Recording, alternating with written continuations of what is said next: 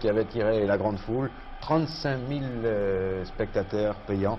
Record battu en ce qui concerne un match de football, avec une opération aussi de notre confrère européen qui avait distribué des briquets et c'était la fête. 35 000 briquets allumés au moment où les joueurs entraient sur le stade.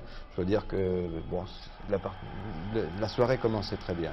Les Bordelais en maillot bleu à droite sur votre écran, ou à gauche plutôt sur votre écran, les Bordelais étaient tout de même très bien partis, très concentrés, mais aussi très incisifs. Vous allez voir que les Soviétiques n'étaient pas venus en touristes, des grands gabarits. À court de compétition peut-être au plan footballistique, à cause de la trêve hivernale chez eux, ils n'ont repris le championnat que depuis 3 jours, un seul match pour l'instant, mais au plan physique, ben, la preuve.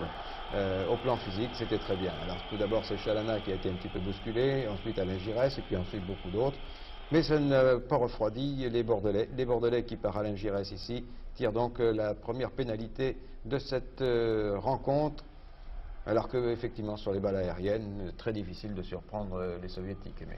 Oui, on savait que cette équipe était très athlétique, qu'elle basait son jeu assez sur le plan aérien du moins, mais aussi leur volume de jeu était assez impressionnant et leur regroupement surtout était aussi assez impressionnant du fait que cette équipe basait son jeu sur le compte. Et je crois qu'ils ne nous n'ont pas surpris dans leur manière d'évoluer. Je crois que ce qui a été déterminant, c'est la manière dont Bordeaux a débuté ce match, avec une emprise totale du jeu.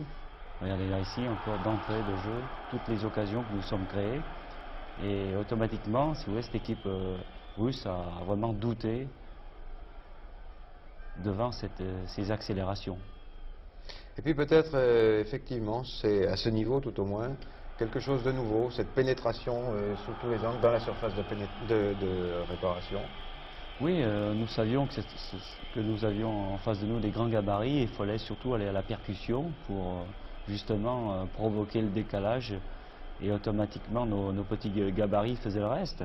Et c'est pour ça qu'on voit de nombreuses fautes de la part de cette équipe russe. Oui, qui de toute façon n'était pas venu en touriste et puis qui n'avait pas de complexe hein, de toute façon.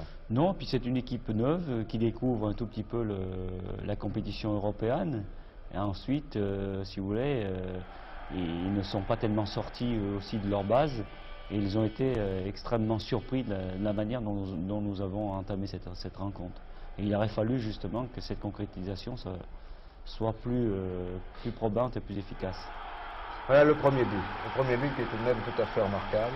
Et dans sa construction et dans sa finition, parce que perdre son équilibre comme l'a fait Bernard Lacombe, revenir et puis dans la foulée du pied gauche, sans aucun équilibre, tromper le gardien, parce que le gardien s'attendait à ce qu'il y ait un contrôle de balle supplémentaire. Oui, mais ça c'est le buteur. Hein. On n'est pas buteur comme ça, et je crois que ce geste technique est vraiment le symbole du garçon qui est avide de marquer un but. Hein. Alors, premier but après 10 minutes de jeu, je pense que déjà sur votre banc, vous deviez souffler un peu, non? Mais je pense que c'est la meilleure des choses qui peut arriver à une équipe. C'est tout de suite imposer sa manière et puis concrétiser. Ce qui fait que par la suite, on a vu une équipe de Bordeaux extrêmement présente. On voit ici des percussions sans cesse et des garçons qui sont complètement aux abois. C'était à nous justement de concrétiser toutes les situations favorables que nous nous sommes créées. Sans compter qu'en allant en percussion, ben, il y a eu insuffisamment de fautes sifflées en bonne position, comme c'est le cas ici. Oui. Et là où, en d'autres circonstances, cela vous avait souri, eh bien, Oui. Hier soir, tout a été... Il faut dire que le mur est impressionnant. Ah oui, oui. Alors pour contourner, je dirais, une masse comme ça, il faut avoir beaucoup de... Ouais, regardez, on y arrive quand même. Hein. Oui. Et alors, c'est le deuxième arrêt qu'on va faire à Oui. Krakowski. Il y en aura un certain nombre pendant tout le match. Et je crois qu'à lui tout seul, il a tenu en échec les Girondins. Il a sauvé son équipe, surtout par sa confiance et puis ses réflexes qui ont été déterminants dans tous les domaines. On vient d'apercevoir aussi le grand gabarit sur la droite avec son numéro 8, Liuti. C'est lui qui a égalisé, on le verra tout à l'heure, et qui a été, on le voit revenir là-bas. Vraiment impressionnant. Oui. C'est impressionnant de facilité, même au plan technique, en mouvement. Il va très très vite, on le verra faire que 2 ou 3 courses tout à l'heure. C'est assez impressionnant. Alors que les Bordelais continuent à attaquer, à construire un très bon football. Et ici, ben, incontestablement, c'est le pénalty. Là, Bernard Lacombe avait été complètement réaccroché déjà au début de l'action, fauché ensuite en pleine course, alors que la balle qui lui était destinée était plus que dangereuse. Et c'est le pénalty. Alors regardez bien, expliquez-nous un petit peu, mais comment on peut déconcentrer un joueur? Bah oui, c'est de toucher le ballon, c'est de regarder, de toucher. Il y a un autre joueur qui va s'avancer et va encore toucher le ballon, ça va déconcentrer un petit peu notre joueur. Bon, Ensuite, alors dans un l'arbitre premier va temps, arriver. alors Dieter Miller, on ne va pas lui jeter la pierre, mais bon, c'était à lui à tirer le pénalty de toute façon. Oui, c'est lui qui... Il y a trois tireurs de pénalty. Et vous voyez, le joueur soviétique appelle l'arbitre pour lui dire le ballon n'est pas sur le point de pénalty. Voilà, voilà. Bon, pendant ce temps-là... C'est de bonne guerre, il Ouais. suffit de... Pendant ce temps-là, on use les nerfs Voilà. du moteur. Et là, il va hésiter, Dieter. Il va dire, tiens, je le mets à gauche, je le mets à droite, et puis on le sent bien dans sa décision. Et finalement, le gardien est parti du bon côté. Il l'a pas totalement raté, mais enfin... Non, mais le gardien est parti du bon il est côté. parti du bon côté. Le coup a été un petit peu téléphoné. Oui. Oui, c'est un petit peu la pression qui fait qu'à un moment donné, le joueur commence à douter lorsqu'il prend sa course d'élan. Ça, c'est indiscutable. Tous les grands joueurs ont manqué des pénaltys. Bien sûr. Et surtout à des moments qui sont tellement importants pour l'équipe. Mais alors, ça ne va pas empêcher l'équipe de jouer. Hein. Bien C'est sûr. ça qui est formidable. Hein. Alors, à 2-0, bon, ben, la cause aurait été entendue. Alors que là, ben, on continue à jouer, on continue à attaquer. Mais le doute s'installe petit à petit. Alors non, c'est pas chez les Soviétiques, je pense on qu'il n'y a prend pas confiance. eu doute, c'est qu'il y a eu rupture, si vous voulez, un petit peu, rupture dans la manifestation collective. Mais on verra jusqu'à la mi-temps, il y a des situations extrêmement favorables grâce justement à des mouvements collectifs qui sont assez impressionnants. Et là, il suffit de peu de choses pour que le deuxième but arrive. Mais nous ne sommes pas aussi à l'abri de toutes ces contres, puisque ces joueurs sont extrêmement bien préparés dans ce système. Les tirs fusent, indiscutablement. Et puis on a des possibilités, on sent beaucoup de possibilités dans cette équipe à cette période-là. Je dis, il y a trois phases dans le match. Il y a cette phase merveilleuse jusqu'au penalty où on a assisté pendant 20 minutes à un football, je dirais, vraiment parfait de la part des Girondins de Bordeaux. Ensuite, il y a ce penalty raté, il y a un petit peu un décrochage. Les actions sont moins déterminées, si vous voulez. Il y a un petit arrêt dans les initiatives. Et puis, il y a l'égalisation qu'on verra tout à l'heure, où là, indiscutablement, l'équipe va subir le contre-coup et en subir, je dirais, les conséquences toute la deuxième mi-temps.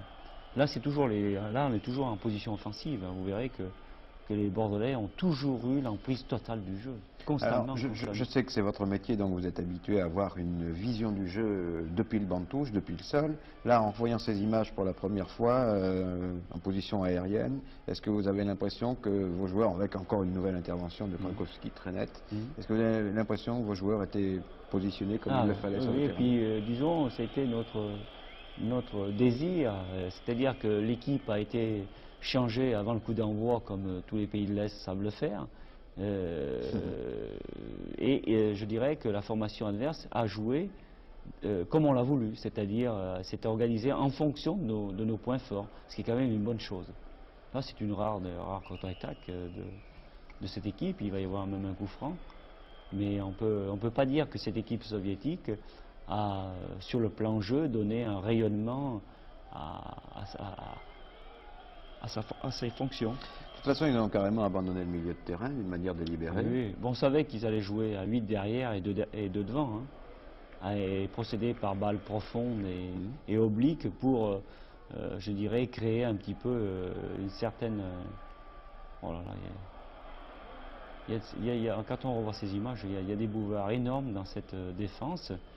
Et c'est miracle qu'ils s'en tirent comme ça, d'ailleurs, parce que depuis que j'ai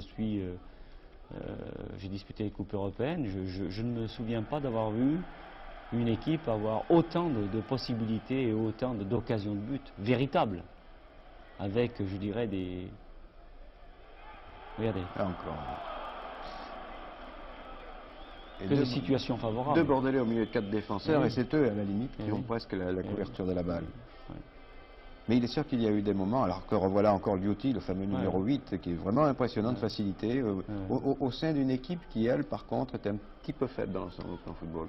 C'est-à-dire qu'ils n'ont pas du tout la même manière d'opérer que nous. Hein. Ils opèrent par une fuite, je dirais, du jeu, Mais par des grandes ouvertures, il compense, je dirais, cette fuite par des grandes ouvertures. Là, il va y avoir une reprise de volée merveilleuse. Regardez un petit peu. C'est incroyable. Ça, c'est parfait, geste parfait dans tout, mais malheureusement, le ballon n'est pas au fond du filet. Et c'est la principale, je dirais, le principal qui n'est pas fait.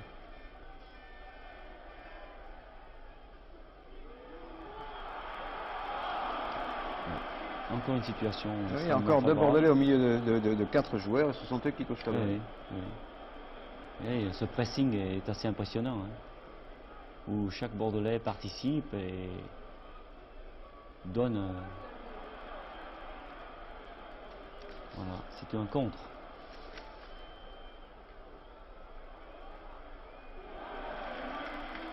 Il y a une remontée très rapide. Hein, Oui, mais toujours, regardez à côté de ça, le joueur qui prend le ballon dans le postérieur, qui à la limite il se désintéresse presque du jeu de ses partenaires. Et là. Eh oui, et là. Décidément, Dieter Müller, c'était pas sa soirée. C'était pas sa soirée, manifestement. C'est le genre de balle qui va au fond habituellement. Oui, c'est pas. Il y a des joueurs comme ça, il faut. Pour tout le monde, bien sûr. Hein. Pour tout le monde. Oui. Bon, dommage que ça arrive dans un match de ce niveau-là. On aurait préféré que ça arrive un autre soir. Oui, bien sûr. Lui aussi, sûrement. Nous qui avons été très réalistes ces derniers temps, pour une fois, la chance a un petit peu tourné. Voilà. Il y a une très belle occupation du terrain de la part des Browns. Très belle occupation. La Alain n'a pas suivi, c'est dommage. Oui, mais enfin là, c'est un geste qui est un petit peu... Oui, mais qui confirme ce qu'on disait tout à l'heure. La Dieter, notre soir, ça aurait voulu rire. Débordement de Gentilgana. Hop. Un centre contré, mais c'est pas perdu. Et notre reprise d'Alain Giresse. Et encore un arrêt du gardien. C'est impensable de voir ces situations. Et finalement, ça a été très intense. Hein, très intense. Vous savez, c'est une équipe très physique. Hein. Elle vous oblige à faire beaucoup d'efforts. Et tous les efforts que nous avons faits dans cette première mi-temps, qui nous auraient permis, si vous voulez, de concrétiser cette supériorité, nous aurait été très favorable en seconde période si justement cet écart s'était creusé. Malheureusement, ça ne s'est pas passé.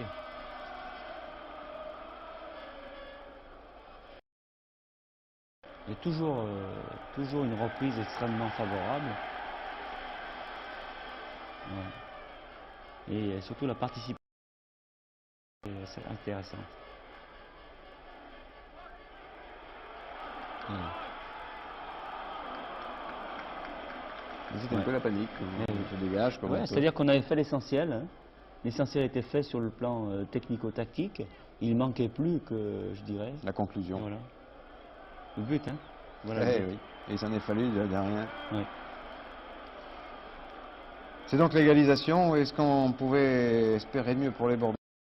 On a vu juste avant la mi-temps, mais c'est au contraire l'égalisation. Et oui, c'est l'éternelle histoire. Et on a vu trop dominé. Deux contre-attaques et bon, ben... Oui. Ça, c'est le table qui est assassin, qui peut créer, je dirais justement, Et alors pour vous, là, lorsque la mi-temps arrive au vestiaire, qu'est-ce qui se passe? Mais il était difficile pour moi lorsque on regarde les images en témoignent, c'est que l'équipe bordelaise avait tout fait et bien fait les choses. Et il ne manquait plus que les buts, ce qui est quand même important en football. Mais si vous voulez, il n'y avait pas de reproche spécifique à faire aux joueurs, si ce n'est de continuer à avoir des... Regardez ça. Oh. Parce que malgré l'égalisation, on continue à jouer. Alors là, je dis, il a fallu, si vous voulez, redonner un petit peu de calme aux joueurs qui apparemment étaient un petit peu déçus de ne pas avoir profité de tous ces mouvements qu'ils avaient et qui avaient été très durs à réaliser, parce que lorsqu'on a en face de soi un bloc défensif comme cette équipe russe, il fallait surtout être audacieux, persévérant, et la fatigue, bien entendu, pouvait se faire sentir. D'ailleurs, on l'a vu dans les dernières minutes du match, car les efforts ont été extrêmement durs. Hein. Fernando Chalana, qui retrouve donc la compétition au haut niveau, a eu 45 bonnes minutes. Pas facile pour lui, parce qu'il tombe sur un match où indiscutablement l'engagement est total, mais sa technicité, sa spontanéité nous avait soulagés. Ensuite, il est bien entendu que lui a plus vite disparu que ses partenaires du fait du manque de compétition. Ouais, il y a des situations extrêmement chaudes. Non, ils s'en tirent bien, cette équipe, ils s'en tirent extrêmement bien. Ils peuvent remercier, je dirais, cette situation. Ah, ils ne peuvent que s'en réjouir. C'est sûr Oui, qu'ils bien garderont un sûr. bon souvenir de leur voyage Bien en sûr, France. bien sûr, bien sûr. Même ils se dégagent entre eux, vous voyez, ils se tapent dessus. Oui, c'est dommage. Dans cette première mi-temps, hein, c'est vraiment dommage de ne pas avoir concrétisé toutes les situations que nous avons créées, hein, parce qu'il a fallu se les créer, ces situations, parce qu'en football, il ne faut pas oublier, chaque effort, indiscutablement, se paie.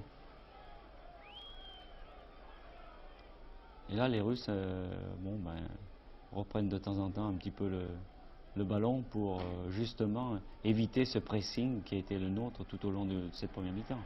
Et ça n'empêche pas une présence indiscutable de tous les joueurs. Regardez ça. Oh, magnifique. Et c'est là, il y a encore un Et réflexe une nouvelle étonnant. fois, ouais. Étonnant. Il a un réflexe étonnant. Ah oui, Dieter n'en revient pas, elle Ouais. vous comprend. C'était une belle action encore avec une remise instantanée de Bernard Lacombe qui pouvait être juste avant la mi-temps. Je trouve que ça doit être juste avant la mi-temps, ça. Oui, tu es tout à fait. Nous redonner un petit peu de punch et de morale.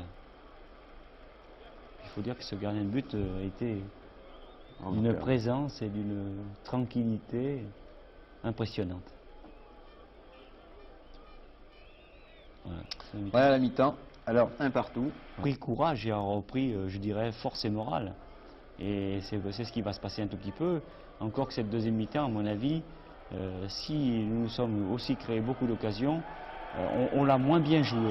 C'est ça, c'est ce qui me faisait dire tout à l'heure qu'on n'avait pas vu le Bordeaux On l'a moins habituel. bien joué, mais ça se comprend un tout petit peu aussi du fait que, si vous voulez, on voulait tellement marquer ce deuxième but, et on a confondu un petit peu vitesse et précipitation, et surtout, on a oublié une base essentielle de notre jeu, c'est-à-dire le travail de construction, le travail de préparation, qui est indispensable au haut niveau si on veut désarticuler, voire déséquilibrer une équipe aussi bien organisée que celle qui était cette équipe russe. Cette équipe russe auquel je tire un coup de chapeau quant à sa préparation physique. Parce que tenir 80 minutes, c'était ça, 90 minutes sur un but, et uniquement en cherchant surtout à démolir plus qu'à construire, c'est vrai, c'était plus facile. Hein. Mais c'est normal, on s'y attendait, hein, faut pas croire qu'on ne s'attendait pas à cette sorte d'opposition. Hein. Mais faire un pressing comme ils l'ont fait face à une équipe telle que celle de Bordeaux, n'importe qui n'en a pas les moyens. C'est-à-dire que ils ont été aidés justement par cette non-réussite, parce que je pense qu'elle aurait volé en éclats. Moi je pense très sincèrement, sans être, je dirais, mais voilà qui est bien significatif de la deuxième mi-temps, des grandes montées individuelles, en oubliant finalement que, et surtout face à ces... Mais ces montées individuelles s'imposent parce qu'il y a un no man's land qui est tellement important, puisqu'il y a un repli systématique de toute cette équipe russe, et puis c'est tentant de prendre l'espace. Et là, malheureusement, à la sortie, c'est pas des plus convaincants ni des plus rassurants pour ses partenaires, puisqu'on permet à l'équipe russe de jouer le contre et de se mettre en position favorable. Et puis là, indiscutablement, le doute s'était un petit peu installé dans l'équipe. Et les initiatives n'ont pas la même percussion qu'en première mi-temps, où l'esprit est libre et tranquille. Et ça n'a pas empêché l'équipe bordelaise d'attaquer, toujours attaquer, et de se créer de nombreuses occasions favorables. Là, on va apercevoir quand même une nouvelle fois les talents de Krakowski, le gardien soviétique, qui vraiment, moi, m'a très impressionné. Bon, oui, on nous l'avait annoncé, mais là, il a été, je dirais, extrêmement sollicité. Parce qu'en 4 ou 5 occasions, il est allé chercher des balles à ras terre et dans les angles. Je crois que c'est parfait, là. Voilà un exemple. Et donc, Dieu sait si le travail de Bernard Lacombe au préalable était tout aussi remarquable. C'est un travail technique assez impressionnant, mais à la sortie, il y a une prise de balle, une prise de main qui est pied droit, pied gauche en pivot et dans le cadre.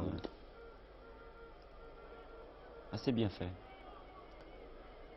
Et finalement, au fil des minutes, eh bien, on avait vraiment l'impression que les Bordelais auraient pu jouer pendant des heures et des heures sans pouvoir prendre le dessus. Sur la deuxième mi-temps. Sur la deuxième Sur la mi-temps. deuxième mi-temps, oui, oui, bien sûr. Et oui, parce que disons qu'il y avait nos communications n'étaient pas, je dirais, aussi parfaites pour créer un danger permanent devant cette équipe aussi. C'est peut-être une débauche d'influx nerveux dans la préparation du match. C'est-à-dire que, bien sûr, Dans l'attente du l'événement crée indiscutablement un certain stress, mais je ne crois pas que ce soit ça, parce que débuter le match comme on l'a fait, avec autant de conviction et autant de sérénité et autant de percussion, démontrer que les garçons étaient quand même assez tranquilles et assez sûrs de leur coup. C'est la suite après qui a... Alors, regardez encore ce tir de Gentigana du pied gauche, et une nouvelle fois le gardien va chercher la balle du bout des doigts, mais sans la relâcher. Surtout qu'il est masqué en plus, hein, par son rideau défensif. Et il n'est pas possible que nous ne retrouvions pas ces situations chez l'adversaire. Ça, c'est indiscutable. Seulement, il ne faut pas oublier que Bordeaux est engagé sur plusieurs compétitions et nous avons 3 matchs à jouer en attendant ce match retour. Alors j'espère que nous allons en profiter à travers ces matchs pour se faire une bonne santé et puis surtout retrouver toute la confiance et la conviction qui ont été nos qualités principales depuis le début de saison.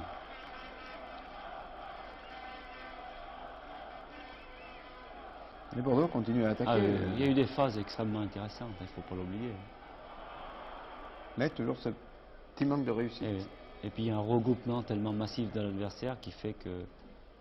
Alors qu'ils font des fautes grossières. Bien sûr, ils ont toujours été un petit peu à la limite de rupture, mais là, il faut reconnaître que ça n'a pas été un grand dégât pour eux. Hein.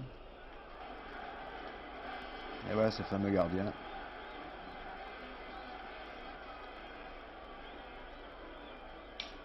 Krakowski, nous on peut se retenir. Ah, ils en ont eu toujours de bons. Yachine en particulier, qui a été un monument à ce poste pendant des années et des années. Et je crois que celui-ci est bien parti. Hein. Oui. Et toujours ces grandes remontées, soit du numéro 10, soit du numéro 8. Oui. Ah oui, ayant pris confiance, ils ont sorti beaucoup plus vite en seconde période. C'est vrai.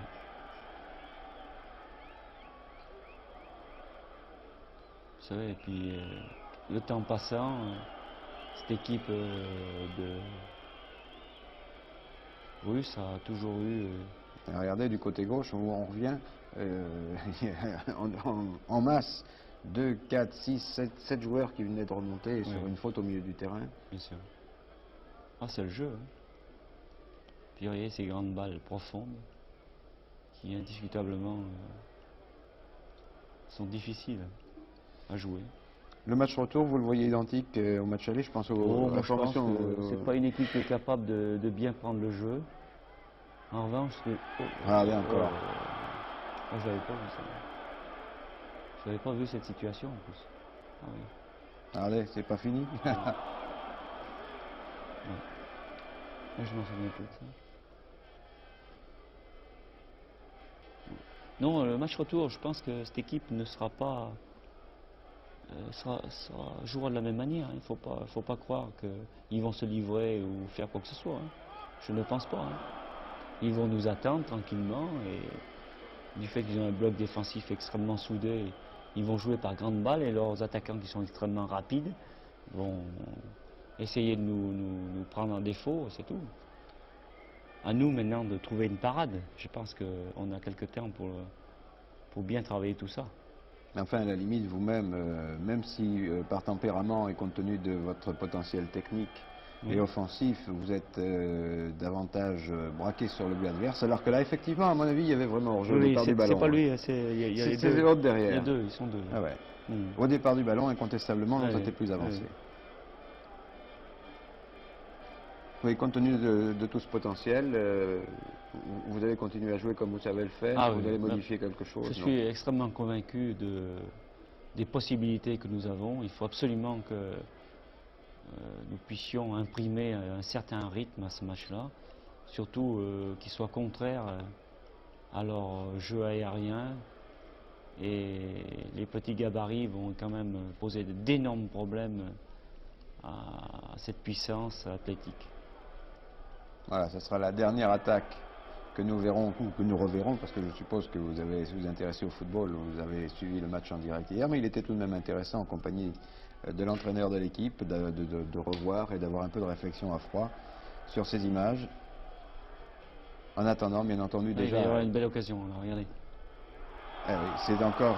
il y en aura une autre un peu plus tard, on n'aura peut-être pas le temps de la voir. C'est sur une action tout à fait identique, une reprise de la tête de Dieter Müller qui est sur la barre. Sur la barre, oui. Confirmant malheureusement pour lui. Oui, mais sa présence a été quand même assez impressionnante. Bon, il n'a pas été heureux ce soir, personne ne lui en veut. Au contraire, il faudra que... Alors peut-être une question que tout le monde se pose, parce que vous savez, il y a beaucoup d'entraîneurs sur les gradins ces soirs-là. Ben la voilà. Pourquoi ne pas avoir éventuellement changé Dieter Müller alors qu'on s'était aperçu qu'il n'était pas en un bon jour? C'est pas ma manière de travailler, je poignarde jamais un joueur qui est malheureux. Au contraire, je lui manifeste toujours ma confiance. Et je pense que c'était pas très bon, non seulement d'éliminer un joueur qui était malheureux, ce qui faisait que je pouvais le perdre pendant plusieurs matchs, puisqu'on n'a pas que ça à faire. Et deuxièmement, la meilleure des solutions, c'est de bien lui manifester sa confiance, pour qu'il sache que, quel que soit son rendement, il a